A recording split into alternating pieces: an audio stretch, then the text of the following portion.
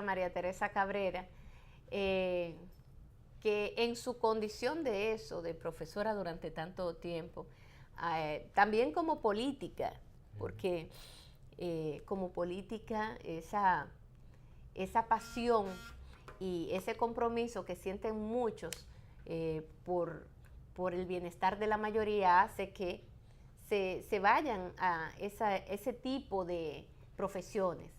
Pero hoy más que nada con la profesora queremos conversar, por lo menos en esta primera parte. Profesora, buenos días y bienvenida. Gracias, un placer estar aquí de nuevo.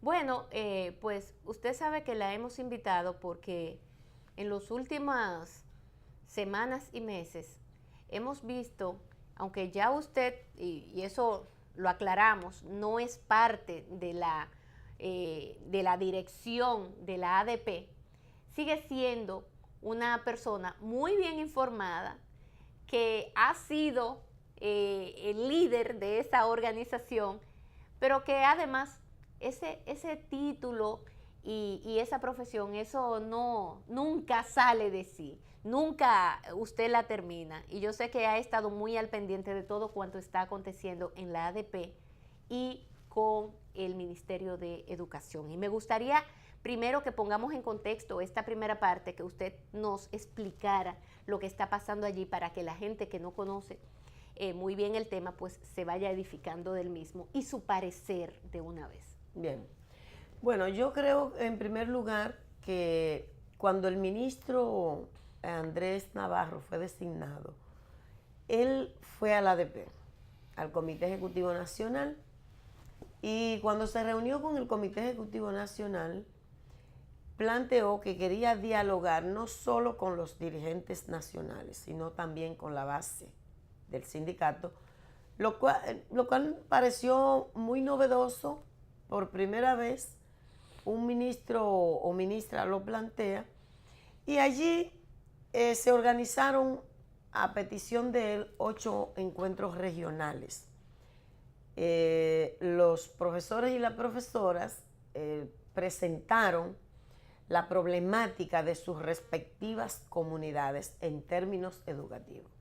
Y ahí expresaban problemas que son propios de los maestros y las maestras y también demandas propias de la comunidad educativa.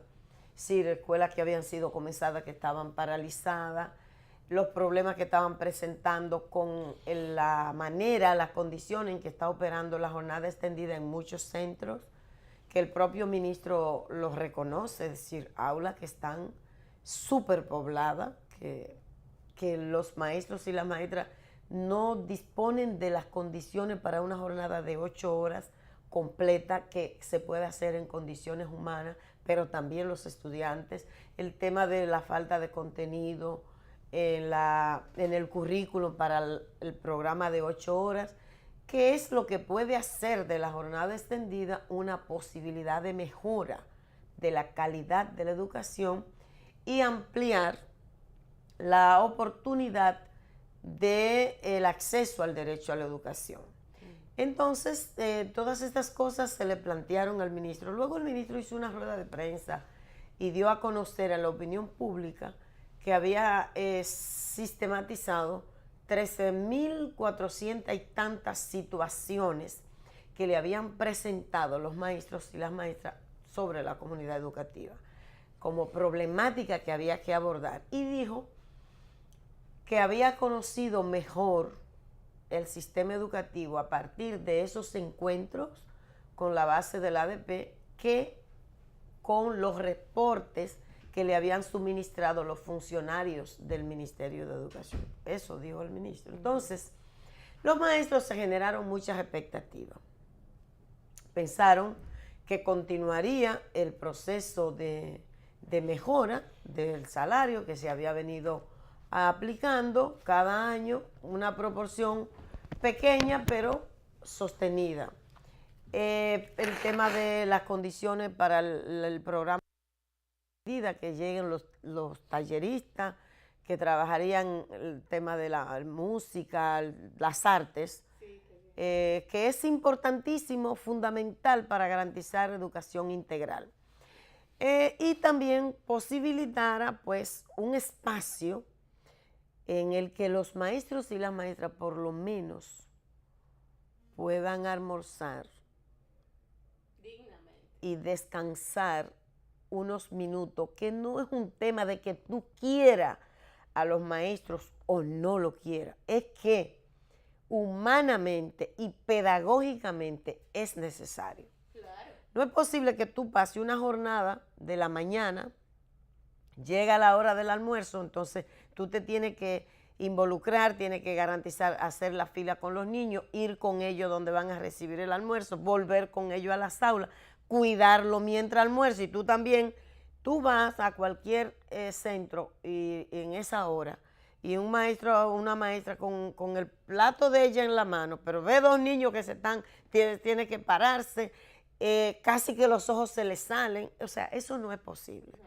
Tiene que haber un espacio en donde puedan ellos tener un respiro para volver al aula con una actitud de energía renovada, ¿me entiendes? ¿De profesores que usted dice?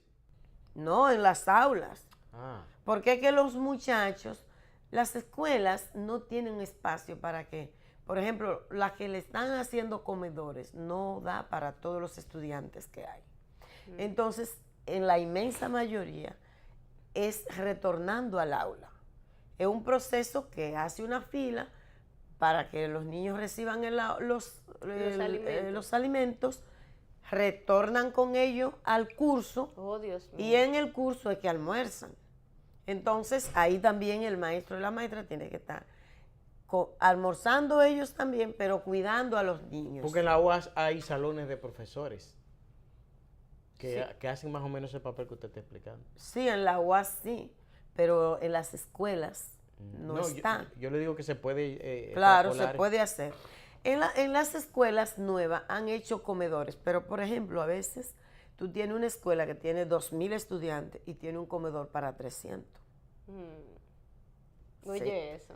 No es posible, tienen que hacerlo en el aula. Entonces esas cosas, se generan esas expectativas. ¿Qué ocurre?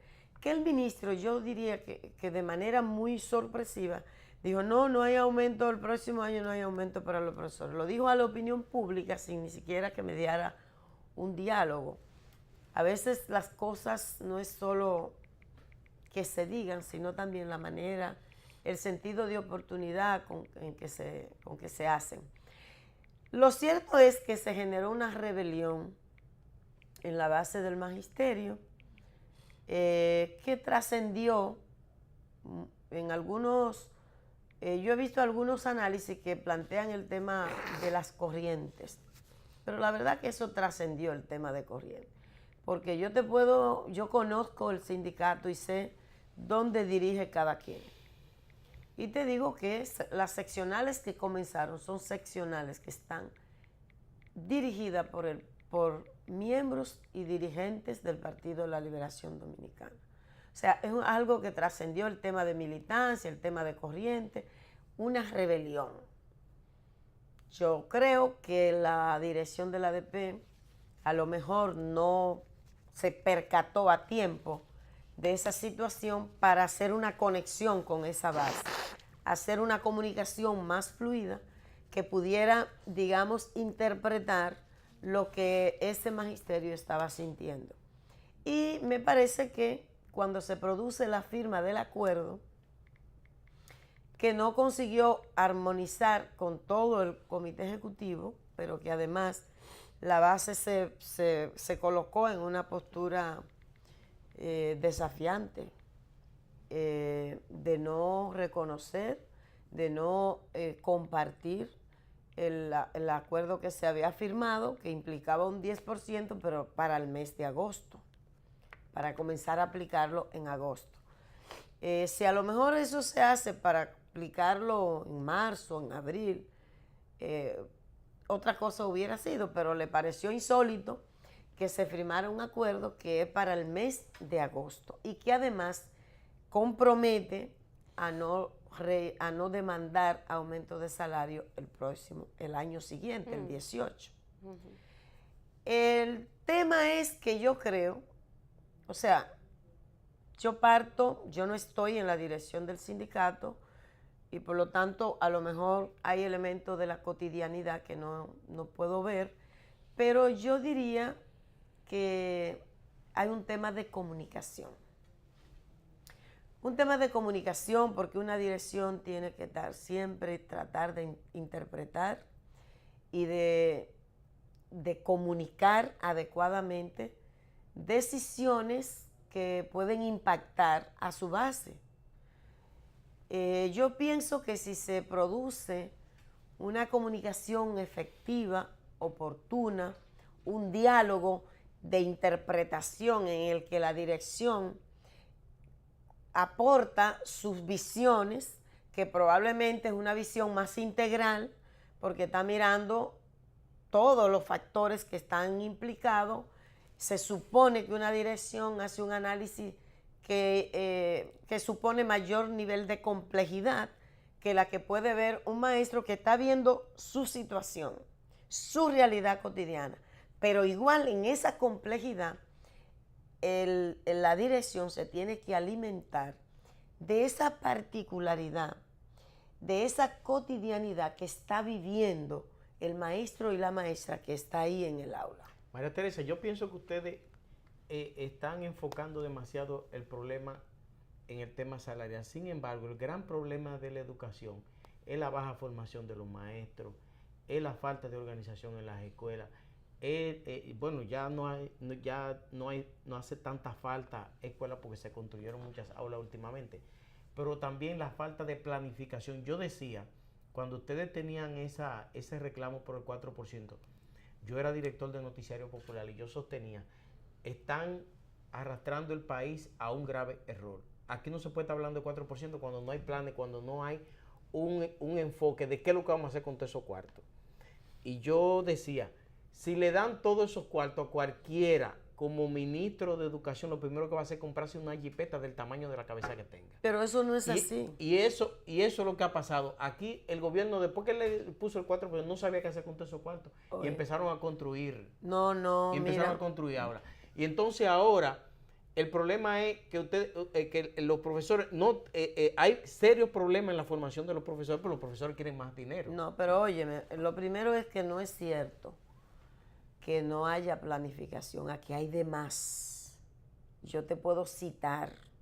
Lo que hace falta es voluntad política para darle solución a los problemas estructurales de la educación. Pero aquí no hace falta planificación. Aquí se hizo, en el año 1989, se creó una comisión por decreto que cuando aquella crisis grande que tú recuerdas, que definió dos documentos que se denominó Un Pacto por la Patria y el Futuro de la Educación Dominicana. 1 y 2 tomos. Ahí se hace un diagnóstico de la problemática de la educación y se plantean soluciones. A eso le siguió, fue un documento que sirvió de base para la formulación del primer plan decenal que se hizo en el año 1992. Todos los problemas de la educación fueron contemplados y se abordó política para ello, para el tema de la formación docente. La carrera docente con sentido de integralidad, que implica la orientación y el contenido de la formación inicial, es decir, la carrera de educación. Ahí se establece el concurso como el mecanismo para el acceso a la carrera docente. Luego, el periodo de inducción, que es un proceso de acompañamiento al maestro y la maestra que es nombrado nuevo durante un año mínimo. Profesora. De acompañamiento pedagógico. Perdóname un segundo. Ajá. Luego, la evaluación del desempeño docente, todo eso articulado. La evaluación del desempeño docente que le aporta al ministerio información relevante para la definición de los programas de capacitación docente. Es decir, la evaluación del desempeño se supone que aporta la información dónde que están las necesidades formativas de los maestros y las maestras que están en servicio. Todo eso supone una articulación con ese programa de capacitación docente. Eso está ahí en la ley, pero el ministerio no ha sido capaz de aplicarlo. A eso Aquí iba. existen los concursos de oposición y yo te pregunto, ve a averiguar la cantidad de gente que está metida en el sistema educativo haciendo función de maestro sin haber pasado por los concursos. Muchos que no lo aprobaron incluso. Y se inventan un mecanismo de que uno monitore y una cosa porque hay que darle solución a la lógica clientelar. El problema del Ministerio de Educación y de la educación dominicana supone dos cosas que el actual ministro dijo, pero no solo es importante que lo diga, sino que lo tiene que hacer. Aquí hay un problema institucional que es clave. Aquí el ministro pasado nombró, habiendo hecho un compromiso en el pacto educativo, de que a partir de 2014 ni un solo técnico, ni un solo cargo docente se nombraría sin concurso. ¿Y qué hizo el ministro pasado? Que el 30 de diciembre, cuando todo el mundo estaba esperando el año nuevo, emitió una orden administrativa y nombró 550, dentro de los cuales había una cantidad que ni siquiera tenía el grado de licenciatura, sin concurso. ¿Por qué? Porque son los compañeros que llevaron a los distritos Pero sin 500, ninguna los 500. 550. Ay, Dios mío. El 30 de diciembre del año pasado, no del reciente, sino Del 2015. Exactamente. Dentro de eso había una cantidad que ni siquiera tenían el grado de licenciatura. ¿Quiénes lo llevaron a los distritos? El diputado que lleva una cantidad, el gobernador que lleva otra cantidad. Pero eso no se impugnó, siguen nombrados, profesora. Siguen nombrados. Yo en ese momento que estaba en la ADP, junto con otros dirigentes, buscamos las pruebas de que eso iba a pasar antes, en el 2014. Y llevamos una comunicación con pruebas a Agripino Núñez Collado como presidente del CES. Lo distribuimos a todas las instituciones que firmaron el pacto educativo y guardaron silencio, porque aquí hay una complicidad. Aquí tú oyes voces que son muy valientes cuando los maestros y las maestras cometen un error, pero no son capaces de decirle al poder, esto hay que corregirlo de esta manera. Yo creo que la ADP tiene muchas razones para crítica. Yo lo criticaba siendo dentro del sindicato y yo me considero ADP, aunque no esté en la dirección. Pero yo tengo una postura autocrítica del sindicato. Yo creo que el sindicato hace cosas que no debe hacer y deja de hacer cosas que tiene que hacer. El sindicato tiene que preocuparse por el tema de la propuesta formativa y tiene que trabajarla desde dentro. Que se ejecute el sindicato un plan. Tiene que producir investigaciones Sí. educativas para que presente propuestas críticas y propuestas de acción con fundamento y con capacidad argumentativa. El sindicato tiene que hacer una formación en la línea sindical y en la línea pedagógica, porque el magisterio tiene que construir un pensamiento pedagógico desde la mirada de los maestros y las maestras que viven la realidad cotidianamente en las escuelas. Entonces yo creo todo eso, yo creo que tiene crítica que se le pueden hacer. Ahora, yo quiero decir también que aquí hay mucha gente muy guapa, muy valiente, educa, por ejemplo, para hacerle crítica a los maestros y a las maestras que no ha sido capaz de hacérsela al Ministerio de Educación, que tiene la gran responsabilidad. Aquí hay planificación, aquí hay políticas públicas definidas en materia de educación. De más, mire, 3 pactos educativos, 3 planes decenales. Uno del 92, uno del 2003, uno del 2008, que está vigente hasta el 2018 y que las autoridades propias violentan. Aquí está el pacto educativo que se firmó en el 2014 y se viola. Entonces es un problema que tú tienes que hacer una combinación. Y yo digo en ese sentido... Bueno, pero es que la visión de Gustavo Montalvo quizás sea totalmente diferente. Mira, yo creo que aquí, bueno, por eso yo creo que el Palacio es responsable de que el programa de alfabetización fuera el desastre que ha sido. El gobierno tiene una investigación, yo la tengo, que no se ha hecho, no se ha publicado porque la intención no era eso, porque fue el gobierno que la mandó a hacer, pero que le dice cuál es el resultado real del programa de alfabetización. Y yo creo que ahí hay un tema de choque de visiones, porque en términos de alfabetización el ministerio tiene un equipo muy capaz, que tiene una visión muy clara, pero la visión que se impuso fue la del Palacio, la prisa, lo mediático, el número, porque yo tengo que decir, tengo 7,000 escuelas en jornada extendida, aunque no estén haciendo nada. Bueno, aunque no me preocupe por el qué hacer, y eso es lo clave.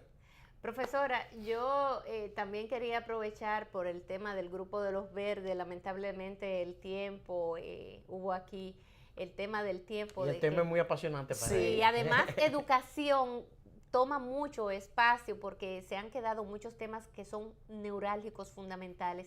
El tema de la implementación de un plan que está ahí, pero que nunca se ha ni meramente cuidado de ojear, mucho menos de implementar a través del Ministerio de Educación. Es muy lamentable, con tantos dineros, y usted ha hablado de Educa, pero usted sabe bien que hay unos intereses de un grupo de empresarios que jucharon, como dicen, para el 4%, pero no para que haya mejor educación, calidad, sino por los cuartos que a ellos le iba a representar, le iban a llegar a sus bolsillos. Profesora, gracias por su visita en el día de hoy, pero rápidamente dígame de los verdes. Ahora dije que anda un grupo, unas mujeres, dije que entran a las casas, van a las casas, y ustedes han aclarado.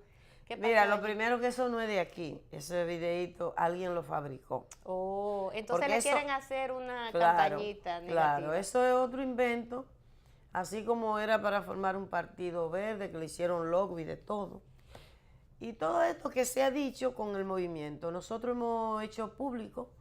El libro verde no se anda firmando casa por casa, siempre es un espacio público, pero esa gente, ese video no es de aquí, las imágenes que tienen no son de aquí, eso es una cosa fabricada. Yo creo que el movimiento verde realizó el primer encuentro nacional el domingo pasado, del que salió, yo creo, más consolidado, con más convicción, con más sentido de compromiso, de que la lucha por el fin de la impunidad no puede detenerse. Yo pienso que también ese es un tema que afecta a la educación, y por eso creo que tenemos que insistir en ese diálogo con la ciudadanía, porque la impunidad es la que alimenta la corrupción. Y por lo tanto es un elemento causal de muchos de los problemas, yo diría de la mayoría de los problemas que impiden a la República Dominicana, o le han impedido, construir una democracia de verdad con bienestar material y espiritual para la gente, y avanzar también en las aspiraciones de desarrollo que están cifradas en este pueblo. Entonces, hay muchas actividades, vamos a tener actividades verdes el 24 de abril, haciendo la conexión. Vamos a tener una Semana Santa verde con actividades educativas. Vamos a tener manifestaciones, marchas regionales en el sur, que todavía no se ha hecho. Vamos a tener San Francisco de Macorís, que va a marchar para todo el nordeste. En fin, vamos a seguir en la movilización de carácter cívica, pacífica, ordenada, con una perspectiva educativa que persuada a cada uno y a cada una de nosotros de que la única posibilidad de que pongamos fin al reinado de la impunidad, al margen de los colores partidarios, es que la gente se movilice. Gracias, profesora. Gracias a la profesora María Teresa Cabrera por su visita en el día de hoy. Nos vamos rápidamente a una pausa y retornamos en unos instantes porque tenemos que conversar brevemente sobre el tema salud. Ya verán ustedes luego de la pausa.